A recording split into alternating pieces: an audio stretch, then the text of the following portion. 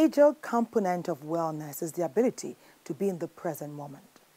And that means that one ought to know the happenings within and around our immediate environment. We can also learn from afar. We can learn from up close. Today, hopefully, you're learning from up close as I bring you some information about what we've been researching about. It is an inflammation that affects the membranes that surround the spinal cord and the brain. This inflammation brings about swelling that results in headaches, a stiff neck, fever. Some people go as far as having nausea and some vomiting. Some say it's a viral infection. Some others opine that it's fungal or bacterial. Research shows that they are all right. What is important is that once you notice any of these things that we have mentioned, you should seek the advice and the wise counsel of a trained medical professional. In some cases, some patients recover within weeks. In some other situations, some patients continue to deteriorate up until they take antibiotics. What am I talking about? I'll tell you. But first, let me welcome you to Wellness and Living. Our topic today is meningitis. My name is Velma Obaza. What do you know about meningitis? We're coming out to the streets now. We'll find out from you. If you've ever had meningitis, if you know anyone that suffered from meningitis, how did they begin to get better? Did they recover fully? How? When? What did they do? Who did they see? We're coming to find out from you.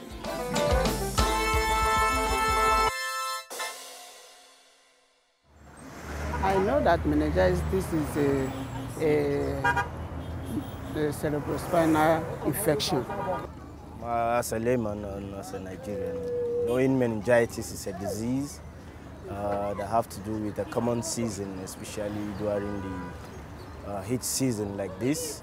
What I really know about meningitis is because of this heat, you know. So sometimes you see children and parents, they'll jam pack themselves into one room, you know, which is not good for this weather now, because the weather is very hot.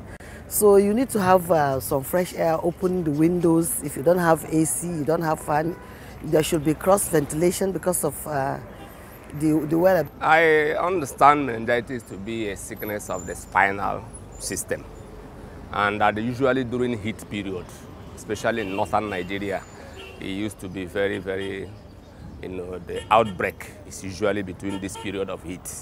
It comes up during heat period, and is a disease that caused by heat, and it can be curable. Well, when you hear of meningitis, the first thing that comes to your mind is that disease that disables you to twist your neck freely. That is what a common man thinks of meningitis. We know that meningitis is basically a bacterial disease. It's caused by bacteria, and the only thing is that heat, when the temperature is very hot, it aids the bacteria to be more potent in the system. Some people are ignorant of it. There is no awareness for them to know where to go when the thing starts. And maybe there is no enough vaccine for them when it starts, because sometimes you may go to the hospital, they will tell you that the vaccine is not available. So I think that that makes sometimes people die of it. First time you have immunization. There is a meningitis immunization, and that is what's supposed to be given to everybody, especially children from 5 years to 49 years, mostly. Then from that above, it's not so important or necessary for them to take it. Basically, the vaccination is highly recommended for kids. We don't ask much question to know why, But I know kids looking at their age, they are more fragile and capable of contacting diseases rather than the adults, which I believe that adults are being given similar vaccination when they were young. That's why maybe the government is paying much attention on the younger ones. Initially, people are not aware of this vaccination. The information they give them is the wrong information, because they said if you allow your child to take vaccination, it's going to, some even said if it's a woman, she might not deliver again, you know, it will affect her. If it's a man, it will affect his sexual organs, you know, all this kind of thing. But so far now, people have been enlightened about this vaccination, that is very important. You take it because it doesn't do any harm. Education is key to its prevention. Enlightenment, public enlightenment, letting people know the time, what to expect, and how they can go about preventing it is a key to solving it. You know, most times because of the symptoms, it's very, very obvious, and people will usually see when it really manifests itself. People will definitely go to the hospital for treatment. Basically, one I have to do with this have to do with the living standard of people, keeping our environment clean, the sanitation of our areas. We used to know in the previous back that sanitation is the responsibility of the community itself to sanitize the environment, but that attitude has been fading out for some times now. Usually Saturdays, end of the month, we used to have sanitation to make sure that we keep our environment clean. Then other deforestation also, people are cutting down trees as a source of energy for cooking food. Also that bring about a lot of heat to the environment, global warming and other issues, which are among the factors that contribute to this disease called meningitis. If you realize your child is affected with meningitis, take him to the hospital. You take him to the hospital so that they will know what is there. When they give you medicine, you should try and give him medicine religiously, you know, not like you might allow him to be taking himself. You know, children do not like taking medicine, so but you have to watch him, allow him to take it religiously. Then you tell him to be taking his shower maybe 3 times a day or twice minimum a day, and he should be staying where he can get some fresh air and what have you as a parent. There should be no overcrowding in a room. There are rooms, when you talk of a standard room, should not be more than 2 people in a room. Where you get more than 2 people, 5 people, 8, 10 people sleeping in a room, it encourages or it promotes the infection.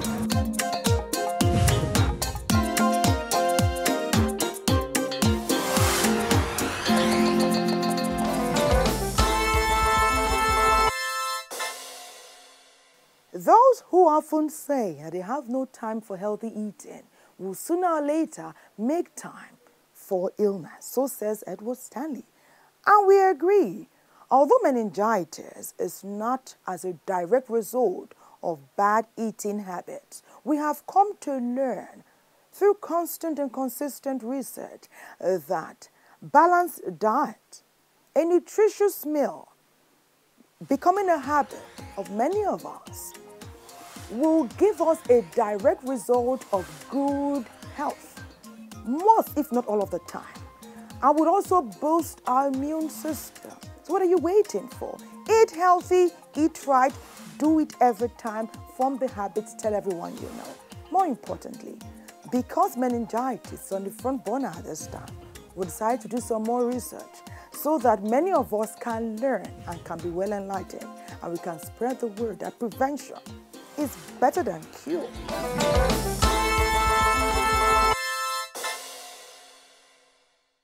In many cases, meningitis is caused by bacteria and viruses that often live in our bodies. Usually, these germs stay in the intestines or in the nose and throat, where they may or may not make us ill. But if and when they spread to the tissues, meninges, that surround the brain and spinal cord, they can cause inflammation. Some devastating news is that meningitis can kill within hours. So it is critical that everyone identifies the symptoms when they crop up. The first symptoms are usually fever, vomiting, headache, and feeling of unwellness. It can be accompanied by limb pain, pale skin, cold hands and feet could also appear. And then many say the third stage is rash on the body, stiffness of neck, a dislike of bright lights, and sometimes confusion. Meningitis affects newborns, infants, children, and adults. Viral and bacterial meningitis are contagious and are transmitted by coughing, sneezing, or other forms of close contact. Meningitis is easily spread when people live in close quarters. Being in small spaces increases the chances of exposure. Some close-quartered locations include college dormitories, barracks, boarding schools, daycare centers, and overcrowded rooms, just to mention a few. All ages are at risk of meningitis. However, certain age groups are at a higher risk. Children under the ages of 5 are at an increased risk of viral meningitis, while infants are at a higher risk of bacterial meningitis. Diagnosing meningitis starts with a health history and a physical exam. Prevention, we often say, is better than cure, and it is true. Do your research, spread the word, tell everyone you know. Let's keep our society meningitis free. When all hands are on deck, this is indeed possible.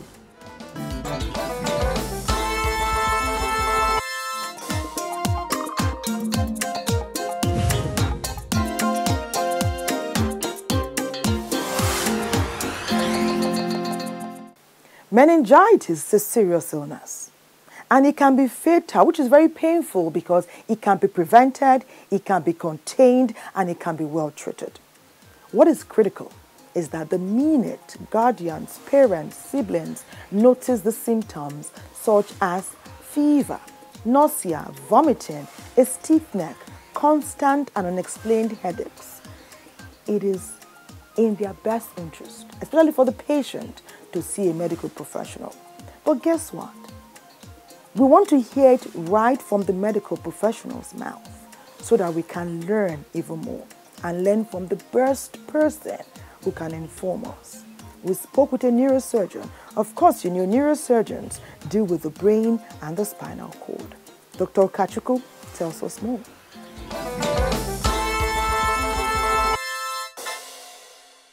Meningitis simply means inflammation of the meninges. Now, the meninges refers to the covering of the brain and the spinal cord. So in certain conditions, when it becomes inflamed, it becomes thickened, then it could then cause the symptoms that we then refer to as the symptoms of meningitis. Now meningitis, there are several things that can cause meningitis, several organisms. There could be bacteria, there could be viruses, and there could even be fungal organisms. Now, but the commonest causes of meningitis are bacterial causes. And meningitis, this can affect all age groups, but usually the age group that is most at risk are usually infants, neonates, and then the under 5 children. We encounter several microorganisms every day, but we don't fall ill just like that. Falling ill has to do with when the immune status, is depressed, and then that particular organism, some of these organisms are normal commensals that we live with. In fact, in the nostrils, Neisseria organisms could be found in the nostrils, on a normal basis, but they don't always cause infections.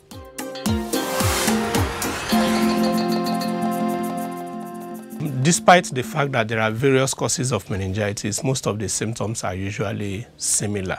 It is only when we are investigating that we can then determine, that, okay, this is, the cause of this particular meningitis.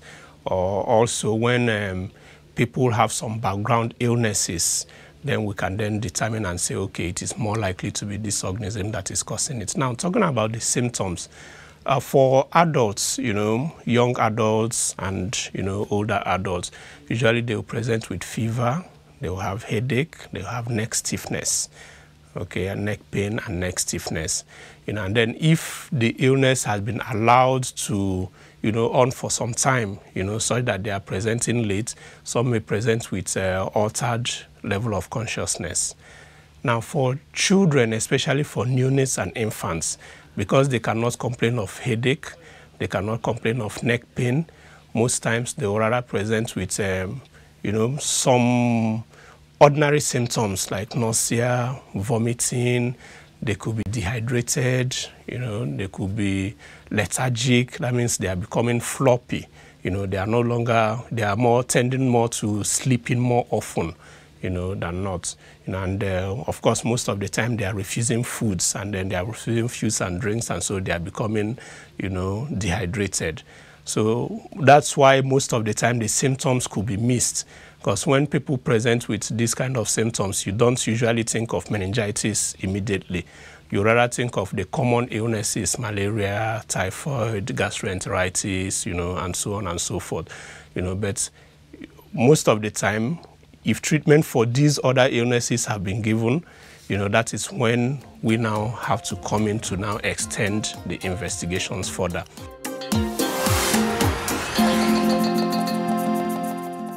Of course, meningitis can be prevented. That's what the public health, usually do.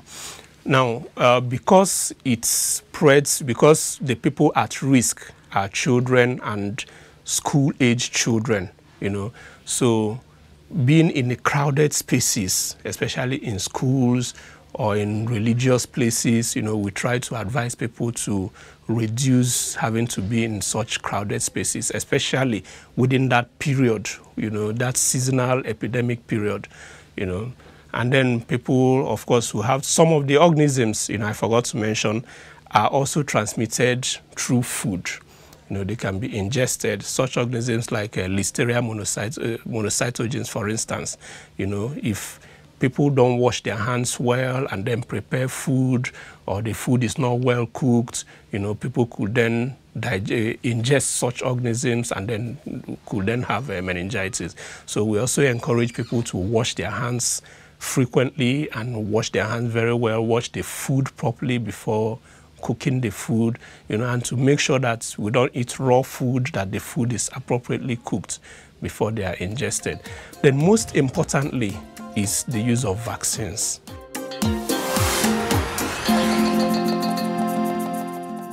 If patients are not brought to the hospital on time and appropriate treatment commenced on time, they could then have such complications that could eventually lead to death. When people are brought to the hospital on time and reviewed by the appropriate medical personnel and appropriate investigations and treatments are commenced, usually we expect about 85 to 90%, full recovery.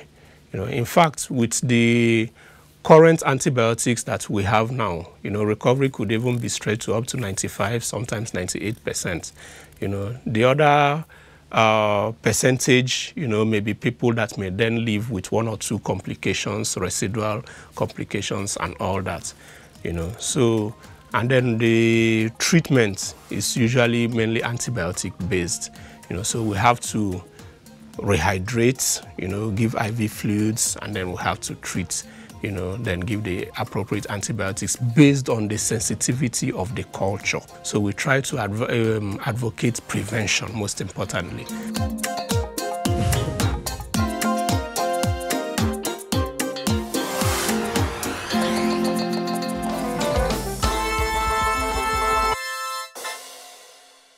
With many ailments, we're always talking about prevention being better than cure.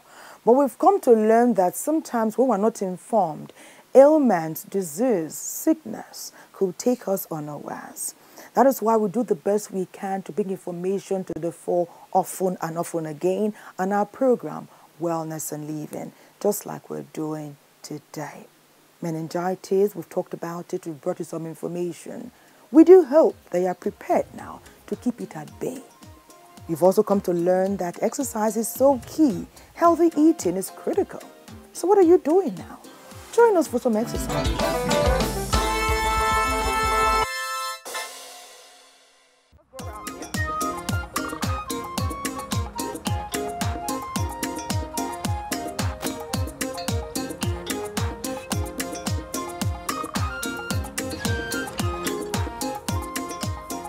We want to do some knee raises, and eventually we'll combine the knee raises with lunges, all to ensure that we have a total proper body workout. So when your knee is up, we do it forward first.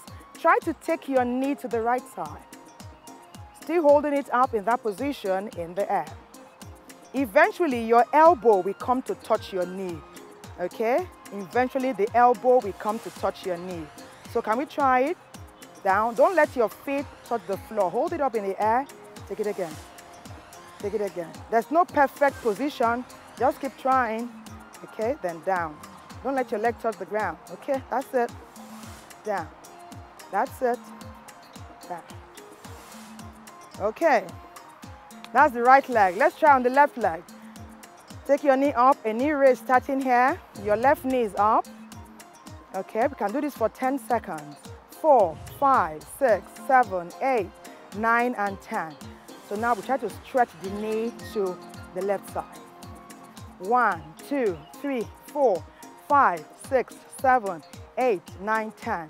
Now the elbow is coming again. Let your elbow touch your knee. So lift your knee a bit, draw your elbow down. Here goes. Don't let your feet touch the floor.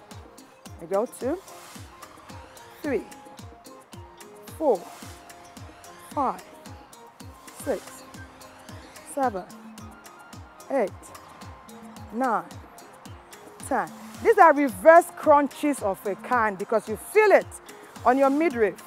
You feel it, your elbow is going up and down, it's working on the arm. Your knee is going up and down, you're working on your legs. You want to combine the knee raise, make it a lunge. So the elbow will now put your right leg back, your left leg is in front. The idea is you will take your right knee to touch your left elbow. Can we go for that? Let's go. 1, 2, 3, 4, 5. This is a very comfortable one. Don't rush it. Take it easy. Take it easy. Take it easy. 9, and that's 10. Fantastic. Fantastic. Hands and legs, let's shake it off a bit. And then we go with the left leg to the right elbow. Try to do 10. Every exercise, try to do like 10 repetitions. 10, rest, 10, rest. So 30 in all, okay? So the left knee is going to touch the right elbow. You lift the knee up, but you also try to bring the elbow down simultaneously. So knee is coming up and the elbow is coming down. 1, 2, let's go. 3, and 4, and 5, and 6, and 7, and 8, and 9, and 10. Let your leg relax like this. Okay, when your leg relaxes, it's easier for you to pull it up and bring the elbow down. Like this, it's rested, elbow set, coming together. It's rested, elbow set, coming together. When you're pulling it from afar, it's easy. Elbow is set. Go. Set. Go. 1, 2, 3, 4, 5, 9, and 10. I find this lunge and knee raise combined very interesting because if you pace yourself well, you get the best result possible. Exercise is great. It's a fantastic pastime. It improves your mental and physical capability. It improves your agility, your endurance, your stamina. Start with just 3 times a week. Start with 10 minutes per day and to really work wonders for you.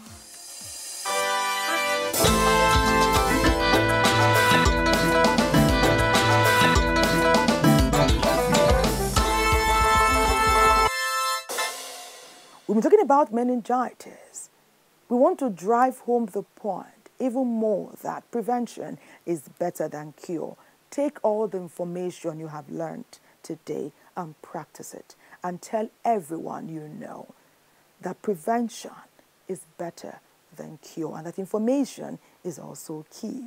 It's been a pleasure as always spending time with you on the program. Thank you to all our dear fans who go to our social media handle, Wear Us and Living at Nigerian Television Authority, to like our page, to ask us questions, to share information about what they want to hear about. We are so grateful to you. Without you, there is no us. My name is Thelma Obaza. We go now to bring about more information, so next time we see, we'll be telling you about something fresh, something vibrant, and something that will impact you positively. For now, it's bye-bye.